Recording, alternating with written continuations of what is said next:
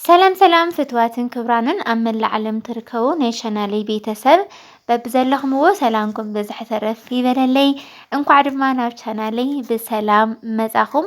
ናይ ሎማዓንቲ ቪድዮ ዝኸውን ከዓኒ ከምቲ ልሙድ ዕለታዊ ሸርፊ ብጸሊም ዕዳጋ ወይ ከዓ ብሓዋላ ኢሉ እውን ብናይ ኢትዮጵያ ንግዲ ባንኪ ከምኡ እውን ብልዕል መጠን ዘሽርፋ ናይ ግሊ ባንክታት እንመን እየን ንዝብል ሓቢርና ክሬና እስካብ ቪድዮ ፍጻመ ንኽትከታተሉ በኣኽብሮት ይዕድም። ንቻናለይ ሓደሽቲ ዝኾንኩም ሰብስክራይብ ነባራ ዝኾንኩም ከዓ ላይክ ሸር ብምግባር ንኽተበረታትዑኒ ብትሕትና ይላዎ። ላይክ ሸር ንትገብሩለይ ካብ ልቢ እናመስገንኩ እያ።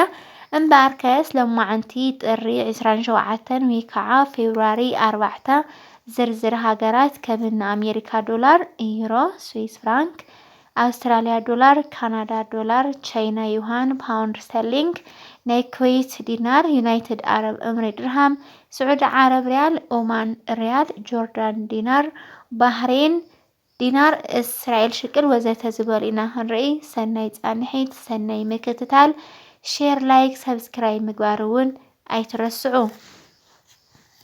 በመጀመሪያ ንሪኦ ናይ ኣሜሪካ ዶላር ይክኸውን። ናይ ኣሜሪካ ዶላር ብናይ ኢትዮጵያ ንግዲ ባንኪ 151 ቅርሽን 60 ሳንቲምን ክሸረፍ ከሎ 100 ዶላር 15,160 ይመጸሎ ማለት እዩ። ዶላር ብናይ ወጋገን ባንኪ 153 ቅርሽን ነጥቢ 40 ሳንቲምን ክሸረፍ ከሎ 100 ዶላር 15,340 ይመጸሎ። ዶላር ብናይ ኢትዮጵያ ብላክ ማርኬት ወይ ከዓ ብሓዋላ 190 ቅርሽን ነጥቢ 42 ሳንቲምን ክሸረፍ ከሎ 100 ዶላር 19,042 ቅርሽን ይመጸሎ ማለት እዩ። ቀፂልና ንሪኦ ዩሮ ይክኸውን። ዩሮ ብናይ ኢትዮጵያ ንግዲ ባንኪ 176 ቅርሽን ነጥቢ 51 ሳንቲምን ክሸረፍ ከሎ 100 ዩሮ 17,651 ቅርሽን ይመጸሎ። ዩሮ ብናይ ወጋገን ባንኪ 183 ቅርሽን ነጥቢ 30 ሳንቲምን ክሸረፍ ከሎ 100 ዩሮ 18,330 ይመጸሎ።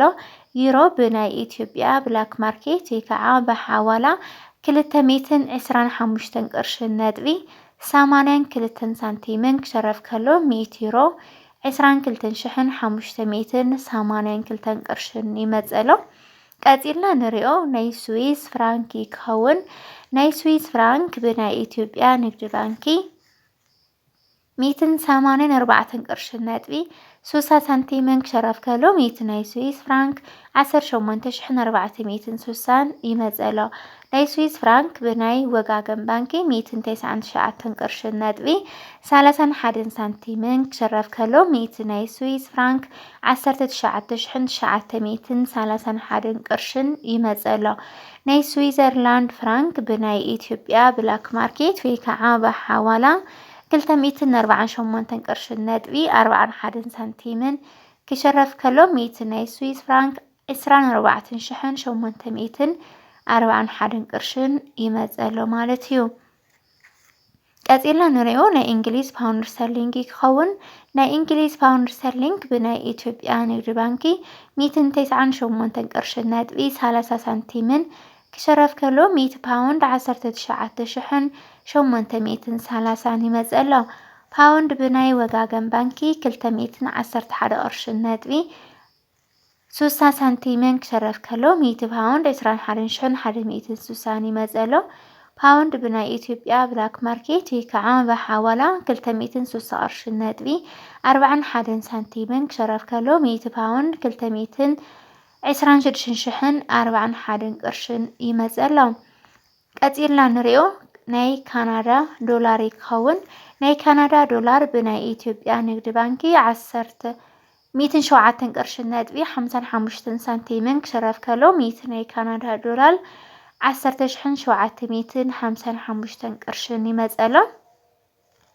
ናይ ካናዳ ዶላር ብናይ ወጋገን ባንኪ 113 ቅርሽን ነጥቢ 32 ሳንቲምን ክሸረፍ ከሎ 100 ናይ ካናዳ ዶላር 11,332 ቅርሽን ይመጸሎ። ካናዳ ዶላር ብናይ ኢትዮጵያ ብላክ ማርኬት ወይ ከዓ ብሓዋላ 139 ቅርሽን ነጥቢ 50 ሳንቲምን ክሸረፍ ከሎ 100 ናይ ካናዳ ዶላር 13,950 ይመጸሎ። ቀጺልና ንሪኦ ናይ ኣውስትራልያ ዶላር ይክኸውን። ናይ ኣውስትራልያ ዶላር ብናይ ኢትዮጵያ ንግዲ ባንኪ 98 ቅርሺ ነጥቢ 72 ሳንቲምን ክሸረፍ ከሎ 100 ናይ ኣውስትራልያ ዶላር 9872 ቅርሽን ይመጸሎ። ኣውስትራልያ ዶላር ብናይ ወጋገን ባንኪ 106 ቅርሺ ነጥቢ 90 ሳንቲምን ክሸረፍ ከሎ 100 ናይ ኣውስትራልያ ዶላር 10,690 ይመጸሎ። ናይ ኣውስትራልያ ዶላር ብናይ ኢትዮጵያ ብላክ ማርኬት ወይ ከዓ በሐዋላ 132 ቅርሺ ነጥቢ 10 ሳንቲምን ክሸረፍ ከሎ 100 ናይ ኣውስትራልያ ዶላር 13,210 ይመጸሎ ማለት እዩ። ቀጺልና ንሪኦ ናይ ቻይና ዩሃን ይክኸውን። ናይ ቻይና ዩሃን ብናይ ኢትዮጵያ ንግዲ ባንኪ 21 ቅርሺ ነጥቢ 08 ሳንቲምን ክሸረፍ ከሎ 100 ናይ ቻይና ዩሃን 2,108 ይመጸሎ። ናይ ቻይና ዩሃን ብናይ ወጋገን ባንኪ 24 ቅርሺ ነጥቢ 35 ሳንቲምን ክሸረፍ ከሎ 100 ናይ ቻይና ዩሃን 2,435 ቅርሽን ይመጸሎ። ናይ ቻይና ዩሃን ብናይ ኢትዮጵያ ብላክ ማርኬት ወይ ከዓ በሐዋላ 27 ቅርሺ ነጥቢ 36 ሳንቲምን ክሸረፍ ከሎ 100 ናይ ቻይና ዩሃን 2,736 ቅርሽን ይመጸሎ ማለት እዩ። ቀጺልና ንሪኦ እስካብ ሕዚ ክንሪኦ ዝጸናሕና ናይ ኣውሮፓ ሃገራት ይመስል ነይሩ። ቀጺልና ንሪኦ ከዓኒ ናይ ዓረብ ሃገራት ክኸውን። ካብ ናይ ዓረብ ሃገር ኣቐዲምና ንሪኦ እታ ብዓለምና ቀዳማይ ደረጃ ተሰሪዓት ትርከብ ብኽባር እተሽርፍ ናይ ኩዌት ዲናር ክኸውን። ቅድሚ ናብ ናይ ኩዌት ዲናር ምስጋርና ላይክ ሸር ሰብስክራይብ ምግባርኩም ኣይትረስዑ ማለት እዩ።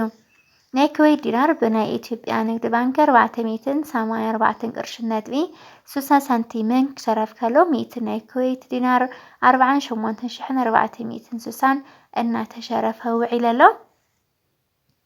ናይ ኩዌት ዲናር ብናይ ኦሮሚያ ባንኪ 500 ቅርሺ ነጥቢ 74 ሳንቲምን ክሸረፍ ከሎ 100 ናይ ኩዌት ዲናር 50,074 ቅርሽን ይመጸሎ። ናይ ኩዌት ዲናር ብናይ ኢትዮጵያ ብላክ ማርኬት ወይ ከዓ በሐዋላ 621 ቅርሺ ነጥቢ 16 ሳንቲምን ክሸረፍ ከሎ 100 ናይ ኩዌት ዲናር 62,116 ቅርሽን እናተሸረፈ ውዒል ኣሎ። ቀጺልና ንሪኦ ናይ ዱባይ ድርሃም ይክኸውን። ናይ ዱባይ ድርሃም ብናይ ኢትዮጵያ ንግዲ ባንኪ 41 ቅርሺ ነጥቢ 40 ሳንቲምን ክሸረፍ ከሎ 1,000 ናይ ዱባይ ድርሃም 41,040 ቅርሽን ይመጸሎ። ናይ ዱባይ ድርሃም ብናይ ኣዋሽ ባንኪ 44 ቅርሺ ነጥቢ 10 ሳንቲምን ክሸረፍ ከሎ 100 ናይ ዱባይ ድርሃም 44,010 ቅርሽን ይመጸሎ። ናይ ዱባይ ድርሃም ብናይ ኢትዮጵያ ብላክ ማርኬት ወይ ከዓ በሐዋላ 51 ቅርሺ ነጥቢ 82 ሳንቲምን ክሸረፍ ከሎ 1,000 ናይ ዱባይ ድርሃም 51,082 ቅርሽን ይመጸሎ። ቀጺልና ንሪኦ ናይ ስዑዲ ዓረብ ሪያል ክኸውን። ናይ ስዑዲ ዓረብ ሪያል ብናይ ኢትዮጵያ ንግዲ ባንኪ 40 ቅርሺ ነጥቢ 40 ሳንቲምን ክሸረፍ ከሎ 1,000 ናይ ስዑዲ ዓረብ ሪያል 40,040 ቅርሽን ይመጸሎ። ናይ ስዑዲ ዓረብ ሪያል ብናይ ኣዋሽ ባንኪ 43 ቅርሺ ነጥቢ 35 ሳንቲምን ክሸረፍ ከሎ 1,000 ናይ ስዑዲ ዓረብ ሪያል 43,035 ቅርሽን ይመጸሎ።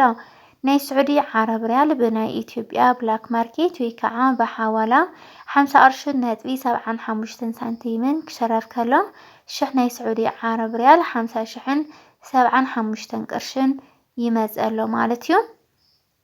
ቀጺልና እንግዲህ ክብራት ኣሕዋተይ ስዑዲ ዓረብ ትርከቡ ባንደይ ትሕውልዎ ኣለኹም ንዝብል ኣብ ኮሜንት ጻሓፉ ንስኻትኩም ሓበሬታ ተዋሃቡ ማለት እዩ። ቀጺልና ንሪኦ ናይ ኦማን ሪያል ክኸውን። ናይ ኦማን ሪያል ብናይ ኢትዮጵያ ብላክ ማርኬት ወይ ከዓ በሐዋላ 494 ቅርሺ ነጥቢ 40 ሳንቲምን ክሸረፍ ከሎ 100 ናይ ኦማን ሪያል 49,440 ይመጸሎ።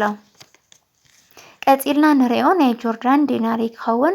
ናይ ጆርዳን ዲናር ብናይ ኢትዮጵያ ብላክ ማርኬት ወይ ከዓ በሐዋላ 268 ቅርሽን ነጥቢ 51 ሳንቲምን ክሸረፍ ከሎ 100 ናይ ጆርዳን ዲናር 26,851 ቅርሽን ይመጽእ ኣሎ። ቀጺልና ንሪኦ ናይ ባህሬን ዲናር ክኸውን ናይ ባህሬን ዲናር ብናይ ኢትዮጵያ ብላክ ማርኬት ወይ ከዓ ብሓዋላ 502 ቅርሽን 55 ሳንቲምን ክሸረፍ ከሎ 100 ናይ ባህሬን ዲናር 50,255 ቅርሽን ይመጽእ ኣሎ ማለት እዩ። ደቂ ዓበይቲ ወይ መዓሪ ናይ ሎማዓንቲ ዕለታዊ ሸርፊ ብጸሊም ዕዳጋ ኮነ ብናይ ኢትዮጵያ ንግዲ ባንኪ ኢሉ እውን ብናይ ግሊ ባንክታት ብኸምዚ እዩ ክሽረፍ ውዒሉ እኒሆ።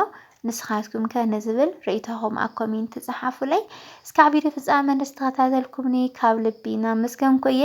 ሼር፣ ላይክ፣ ሰብስክራይብ ምግባር እውን ኣይትረስዑ። ሰናዩ ክብራት ኣሕዋተይ ብጣዕሚ እየ ዝፈትወኩምን ዘኽብረኩምን። ባይ ባይ።